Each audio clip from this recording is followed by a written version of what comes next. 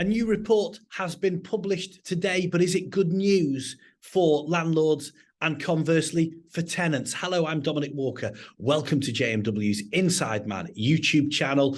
Please subscribe to the channel. Now, David Smith is a partner within JMW's property litigation team. So, David, who's published this report?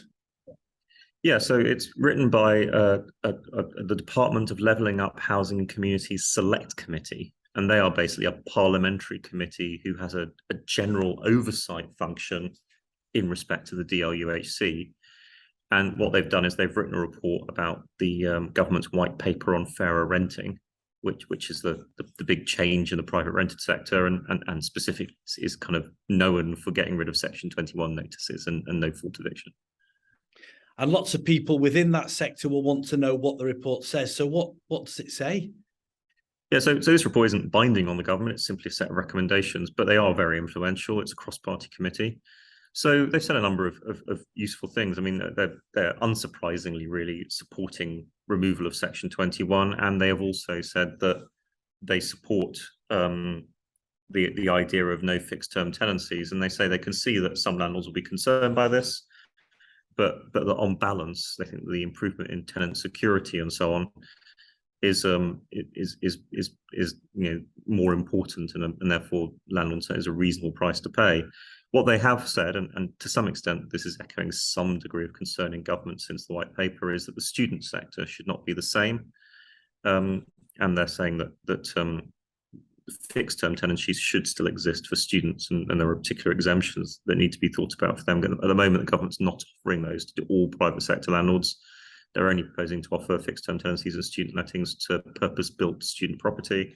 The Select Committee is saying it should be further than that. They've also said that the government's new proposed grounds possession on sale and occupation are ripe for abuse, so they need to be rethought a little bit, probably with more notice periods. But then I think the other big thing they've really pushed on is court reform. The government said it's going to reform the court system, improve it. The DLUHC Select Committee said that's absolutely critical. The government must either create a specialist housing court, which they've proposed before, but the government's not very keen on, or improve funding for the court system.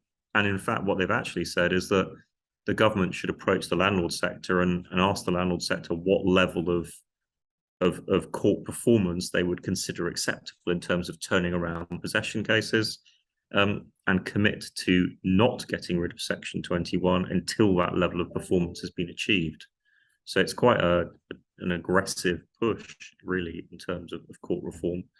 And that's possibly, in the end, I suspect, probably one of their biggest points. They've also made points about decent home standard, ombudsman, and also the other big thing that for a lot of landlords, I think, will be tax changes. So DLUHC Select Committee has said that they are concerned about the reduction in the size of the PRS, and that tax changes have made it a less attractive investment option. The government should think again, and particularly think about whether smaller landlords are being pushed out by tax changes and whether they should not, in fact, look at the tax position and seek to make private sector property a better investment for smaller landlords. So there's things in there that are not terribly surprising in terms of supporting getting rid of Section 21 and so on. There are some bigger calls in terms of looking again at the tax position and looking again at court reform, which I think are big deals that the government's going to have to really address.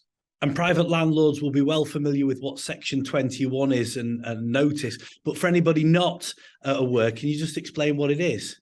Yeah, I sort of glossed over that and assumed that everyone who's interested in this will know. But Section 21 is the process by which a private sector landlord can give notice to a tenant once the fixed term of the tenancy is over, and just give them 2 months' notice saying you need to find somewhere else to live without giving any particular reason.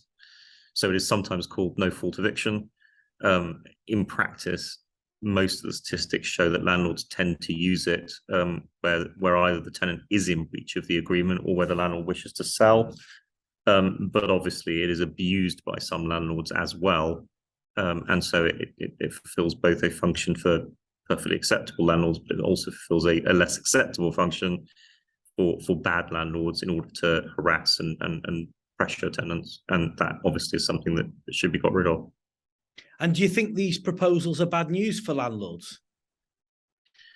Well, the government's wider white paper has caused a lot of concern for landlords. I think the DLUHC Select Committee has got quite a balanced report here and is saying things that are around that while they support the broad position, they are saying that the government's going to have to think carefully about how to keep landlords investing in the sector. I mean, it's also called for a great deal more housing to be built, particularly social housing, to deal with the massive shortage of housing in the UK. But I think they would probably accept that you need a mixture of housing, and that the private rent sector is certainly going to have to fill the gap at least until these houses these new putative houses are built. So they need to work to keep private sector landlords on side. I think most private sector landlords would be quite happy to hear someone saying that. And how can you and the property litigation team at JMW help landlords and also tenants as well? Well, it's a very complex and difficult time for landlords and tenants. The law is changing. We're staying very closely involved with it, both in terms of communicating with government about how it's made, and also in terms of advising people on the changes. And we're keen to keep doing so.